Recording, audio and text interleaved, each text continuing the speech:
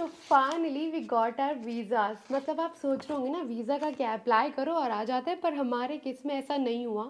हमारे केस में हमारा वीज़ा रिजेक्ट होकर आ गया और हम लोगों ने दोबारा अप्लाई करा है। मतलब आप सोच रहे होंगे ना कहाँ क्यों क्या एकदम कहाँ चल रही है। तो हमने सोचा ईद की छुट्टियाँ आ रही है, क्यों ना हम प्लान करें।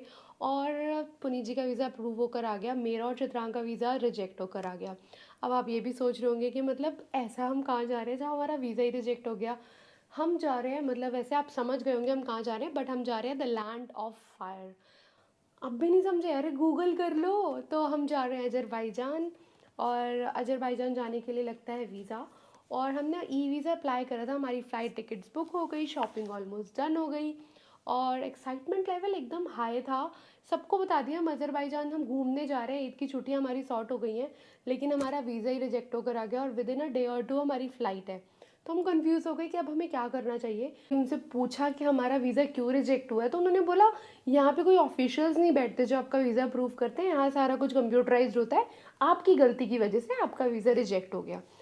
आई नो एक ऐसा पॉइंट है जहाँ कन्फ्यूजन होती है कि सिटीज़नशिप को लेकर, क्योंकि हम यूएई रेजिडेंट हैं, हम यूएई से जा रहे हैं। तो हमारे को एक था कि यहाँ पे हमें यूएई लिखना है या फिर हमें इंडिया लिखना है, तो थोड़ा सा था। बट पुनीत जी ने इंडिया लिखा and he knows, he was very sure कि मैंने सबका इंडिया लिखा था, इसलिए उनका भी अप्रूव होकर आ गया। हमारा क्यों रिजेक्ट हुआ आई डोंट नो। क्योंकि हम फैमिली फ्रेंड्स साथ में जा रहे हैं, तो उनमें से 4 जो मेंबर्स हैं उनका वीज़ा अप्रूव हो गया, और जो 6 फैमिली मेंबर्स हैं उनमें से 5 का वीज़ा अप्रूव हो गया, 1 का रिजेक्ट हो गया। तो मतलब बड़े पंगे हो सकते हैं। तो जैसे हमारे साथ वो एक्साइटमेंट लेवल थोड़ा सा कम हो गया ना, ऐसा लग रहा है ऑफिशियली सिटी में एंटर हो जाए, फिर देखते हैं यार क्या होता है, फिर मैं आप लोगों को बताऊंगी। ऐसा मैंने प्लान करा था। बट वो होता है ना, मेरे को लगा यार क्यों क्यों आपको भी बताऊँ ना, मैं आपको वो सारी टिप्स दूँ जो मेरे साथ पंगा हुआ है या गलत हुआ है, वो आपके साथ ना हो।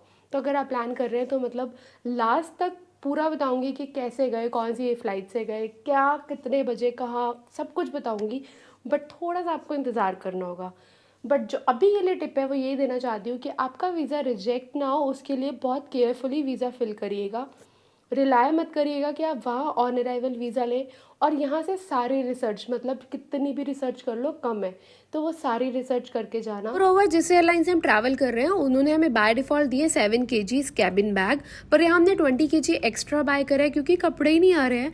तो यहाँ पे आप अपनी रिक्वायरमेंट जैसी है, आपकी एयरलाइन जो अलाउ करती है वो ज़रूर चेक कर लीजिएगा। यहाँ मैंने ये बैग क्यों कैरी किया आई डोंट नो, इससे बेटर मैं कैबिन बैग ले लेती, पर कोई ना। इससे पहले हम लोगों ने अपनी करेंसी चेंज करा ली है, दिरहम टू अजरबैजान की करेंसी अब हमारे पास। और बाकी की बात चित्रांग बताएगा क्योंकि इसको ज़्यादा इन्फॉर्मेशन है। So guys, this is Azerbaijan's currency. It is called manat. So 1 manat is 2.25 dirhams. जो हमने एक्सचेंज करा है वो ये रेट से मिला है हमें। Yeah, but when you have a look online, the prices may vary.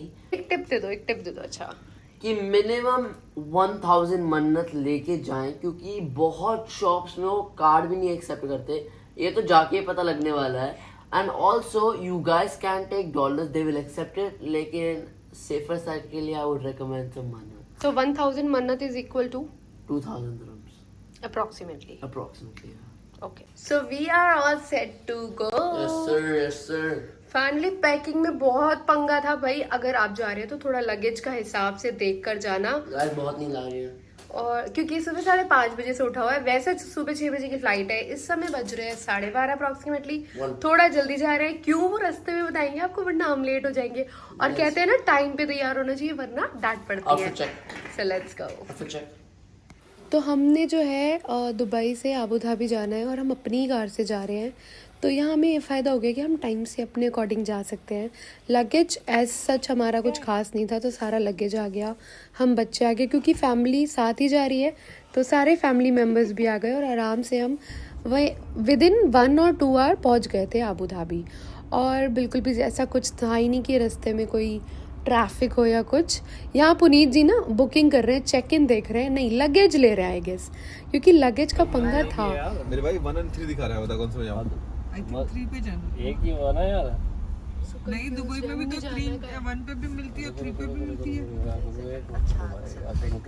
तुम अभी तो चलो अराइवल पे चलना है यार, एक ही है यार वो अराइवल नहीं, डिपार्चर, सॉरी डिपार्चर पे चलना है हमें। तो डिपार्चर एक ही था। डिपार्चर भाई डिपार्चर टर्मिनल चेक कर लो बस। टर्मिनल तो जब दिखाता है उसमें, जब गूगल पे जाके सर्च करना विजियल। पीछे पुनीत जी और शाकिर भैया दोनों ही लड़ रहे हैं कि कौन से टर्मिनल पे जाना है। तो फाइनली हम पहुंच गए जहां हमें जाना है। अब पुनीत जी और शाकिर भैया गए गाड़ी पार्क करने और हम चाहते हैं जहां हमें अपना बोर्डिंग पास लेना है। एक्चुअली 27 kg का बैग था और यहाँ पे हमने कुछ कपड़े वपड़े कम करे क्योंकि हमने 25 kg का ही लगेज लिया था। बाद में सब कुछ क्लियर हो गया। उसके बाद हम गए लाउंज और यहाँ आपको बताती हूँ मैं बड़ी इंपॉर्टेंट बात, तो इसे मिस मत करना आप। बड़ा ही बेसिक सा लाउंज था, खाने पीने का कोई ख़ास इंतज़ाम फैसिलिटी नहीं थी और 4:15 बज गए थे। अभी भी 6 बजे तक हमें वेट करना था क्योंकि 6 बजे की फ़्लाइट थी। उसके अलावा यहाँ पे मैं आपको बताने वाली हूँ कि क्या हुआ हमारे साथ। हाय, सो फाइनली हम लोगों ने चेक इन कर लिया, बोर्डिंग पास मिल गया, सब कुछ हो गया, मतलब we are in the lounge. पर मैं आपको ये एक और नई टिप देने आई हूँ कि अगर आप विज़ एयर से या we are travelling via Wizz Air, अगर आप विज़ एयर से ट्रैवल कर रहे हैं तो अपनी मेल वगैरह सब अच्छे से चेक कर आना। बिकॉज़ हमसे जो आज एक ये गलती हुई है, या हमसे गलती नहीं हुई है, हमें मेल ही नहीं आई थी, तो उसमें ये था कि अगर आप 3 घंटे पहले चेक इन नहीं करते हैं तो आपको काउंटर पर आकर यू हैव टू पे अप्रॉक्सीमेटली 190 दिरहम पर पर्सन। और थैंक गॉड हमें मेल नहीं आई थी, तो बाय गॉड ग्रेस हम बच गए, हमने कुछ भी पे नहीं करा। पर हमारे साथ जो और फैमिली मेम्बर्स आए थे, लाइक जो और 6 फैमिली मेम्बर्स आए थे, मतलब भैया भाभी और उनके बच्चे, उनको पे करना पड़ा। उन्हें मेल आई थी और उन्होंने चेक इन का चेक ही नहीं करा। उनको मेल आई थी कि you have to check in now else you have to pay 190 dirham per person and they had paid approximately 1200 dirham. मतलब यार, हम लोगों ने चेक इन चेक करा था, उसमें यही था कि अगर आप सीट्स लेते हो अभी तो यू हैव टू पे। तो हमको लगा हम एयरपोर्ट जाएंगे, वहाँ पे वहीं पे जो रैंडम सीट्स मिलेगी, कोई भी मिल जाए, डजेंट मैटर, हम वही बुक कर लेंगे। तो ऐसा हम लोगों ने सोचा था। बट जब उन्होंने हमें ऐसा बोला तो हम शॉक्ड हो गए क्योंकि हम भी 3 बंदे यार, 600 दिरहम एक्स्ट्रा पे करना इज़ अ ह्यूज अमाउंट। उसके अलावा अगर आप विज़ एयर से ट्रैवल कर रहे हो तो इस चीज़ का ध्यान रखना, जो भी मेल्स है उसे अच्छे से देख कर आना, क्योंकि जनरल ऐसा नहीं होता है कि आप किसी भी एयरलाइन से जाएं, आप जब भी चाहते हैं चेक इन हो जाता है आराम से, आपको आपकी मनपसंद सीट नहीं मिलती है, बट उस केस में आपको चार्ज नहीं करते वो लोग। पर हमारे साथ ऐसा नहीं था। तो ये एक टिप है कि अपना होमवर्क कर जाए और ऐसे ट्रैप्स में ना फंसे कि हिडन चार्जेस हैं, आपको पता नहीं चला या कुछ भी। अगर हम दुबई से ही जा रहे हैं तो आई गेस इतना खर्चा वहाँ फ्लाई दुबई से भी आ जाता, बट ड्यू टू अवेलेबिलिटी हम लोगों ने बड़ा क्विक बुक करा है और वीज़ा का पंगा आपको पता ही है, तो इस वजह से आई गेस हम लोग विज़ एयर से जा रहे हैं जो आबू धाबी से है। बस इसके बाद जो नेक्स्ट क्लिप्स आप देखेंगे ना, वो होगी फ्लाइट बोर्ड करने की और बाकू पहुंचने की। सो बस अभी इतना ही। See you from the other side of the country. So अभी हमारी बोर्डिंग स्टार्ट हो गई और हमारा टर्मिनल है 22। तो यहाँ बड़ा ही खूबसूरत हमने सनराइज़ देखा। उसके बाद हमारी जो बस थी वो हमें लेके गई हमारे डेजिग्नेटेड टर्मिनल तक। इससे पहले ना हम विज़ एयर से ट्रैवल कर चुके हैं फ्रॉम यूरोप टू यूएई, तो मतलब हमें पता था सीट कंफर्टेबल है, प्राइस वाइज सब कुछ ठीक है। यहाँ मैं सबसे पूछ रही हूँ भाई, you all are okay to fly, set to fly. और हमें पता था कि खाना भी नहीं मिलना, फूड नहीं मिलेगा फ़्लाइट में, but you can buy it.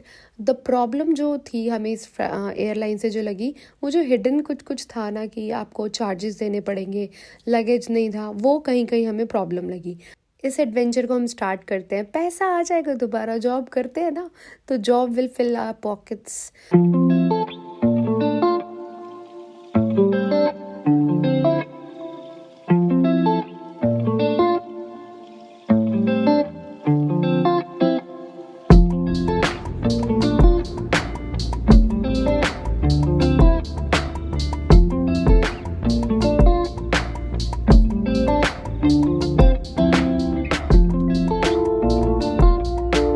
So we have officially landed to this country. Climate एकदम सनी है, टेम्परेचर बाहर 16 डिग्रीज़ है और इसके अलावा देख रही हूँ हवा चल रही है बड़ी ठंडी।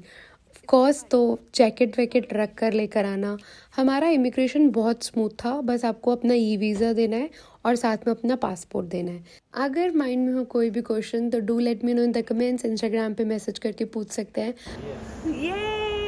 Finally we have reached to Azerbaijan and the weather is so nice, cool है एकदम और एयरपोर्ट भी बहुत अच्छा है।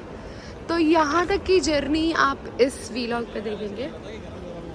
बाहर तक लेके चलती हूँ, फिर बताती हूँ आपको आगे की जर्नी कैसी रहेगी हमारी। That's the airport and look at the taxi, wow so cool. I mean just loving the colour. So this is the hotel. No. Hotel अभी जाना है हमने। This is the airport और अभी सब रेडी है। We are going। और यहाँ की जो टैक्सी है ना यार सुपर कूल है। तो हमने क्योंकि पहले से प्लानिंग करके रखी थी इसलिए कुछ भी हार्ड नहीं था हमारे लिए, सब इजी हो गया। तो अभी आपको लेके चलते हैं होटल और आज से बाकू का डे 1।